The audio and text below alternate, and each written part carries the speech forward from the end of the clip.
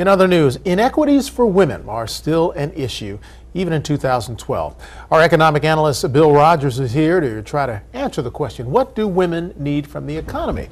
Well, let me put that question to you, Professor. That's a loaded question. Yeah, be careful. Is there a big answer here?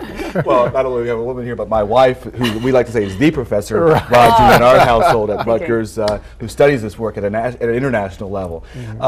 But there's a variety of things. I think number one, it's like most Americans, we need to get back to broad-based economic prosperity, particularly over the last sort of 24 months, where we've seen private sector job creation return, 3.7 million jobs.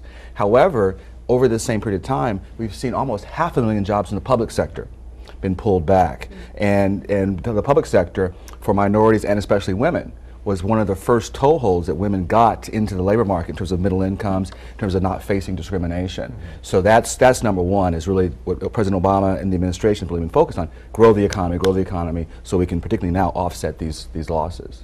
Now, that's one area. One area. Yeah. I'm sure there's many, and women have come a long way, obviously. Right. But what can women do? We know that women sometimes don't ask for as much money when I'm going to a job interview or things like that. What can women do to help themselves? Yeah. I mean, number one was, yesterday was Equal Pay Day, celebrated by the National Committee on Pay Equity, and they try to champion and put on display this continued gender pay gap. That basically, it takes 3.5 months into this year to where the pay would be equalized. So number one, when you start looking at women, particularly when they're coming through middle school and high school, right, getting them to make sure they're doing math, the technical courses, such that where they're not getting pushed away. Because there is some of this channeling. Because there's a Wisconsin state senator who wanted to say just the other day, that this is just all about their choices, and there's ample evidence to suggest that women still are getting pushed into softer areas, softer majors. So that's number one. And then once you get into college, you need to continue that the choice into those types of majors that are higher paying. And also there's a fallacy that many people think that some of these lower paying jobs that many women are into, and minorities and other people are into, that they're more flexible. That's not the case. Right. That there really is not the case. Because one of the challenges we've found for low income women is just getting access to affordable child care. And for all women and all Americans, it's not going to be just child care in the next decade or two. It's going to be elder care. And we're finding those employers that understand, right, these new dynamics, and it can make their workplaces more friendly, but also it's been linked to productivity. Well, I'll tell you, I've got 3 daughters. This is always an issue in my household, and I counsel them on.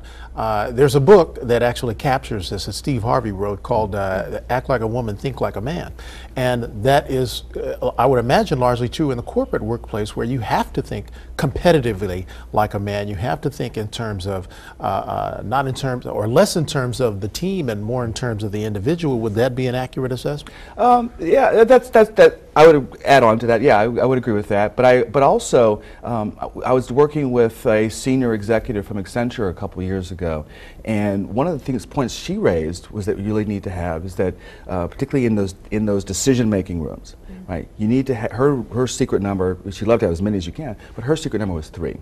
And as long as you can have 3 women, or let's say 3 minorities, that seemed to be a critical mass, or where the issues where they didn't have to be the champions on, right? That you could create this kind of sort of frame or forum within that conversation, where you could start to talk about, and it wouldn't be pegged to the woman, right, that she's the one who only cares about child care, or she's the only one who cares about elder care. I recently came across an article where they did this study of Fortune 500 companies, and the ones that had women present on the board, their success rate in terms of profitability, etc., was exponentially higher than other ones. So it seems that you need both. While you should, the title of the book, what is it? It's Think Like a Woman. Think Like a Woman, Act Like a Man. You need a little bit of both. Yeah. You definitely need both in the same room, it seems. Well, Aaron, your point there reflects the power that women in our economy have in terms of the consumption and the expenditure decisions. I was just talking to a colleague just the other day, and she said that basically she went to look for a car, and the salesman, a middle-aged male, basically ignored her.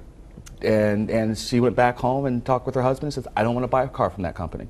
or that dealership. That's surprising because women do make most of the consumer decisions in most households. That's right. But one of the pieces that I think we really have to work on, and we've made some gains there, is young men or who are the partners of women, that we have to work on continuing to equalize the differences in those informal work patterns. Like that's what caused me to want to talk about this today was Mitt Romney's wife being charged that she's never worked a day in her life, and the research is pretty clear that we still see a big gender gap within the home, that men are not the ones on average who are taking the trash out, who are cooking, who are cleaning, but it goes even deeper than that.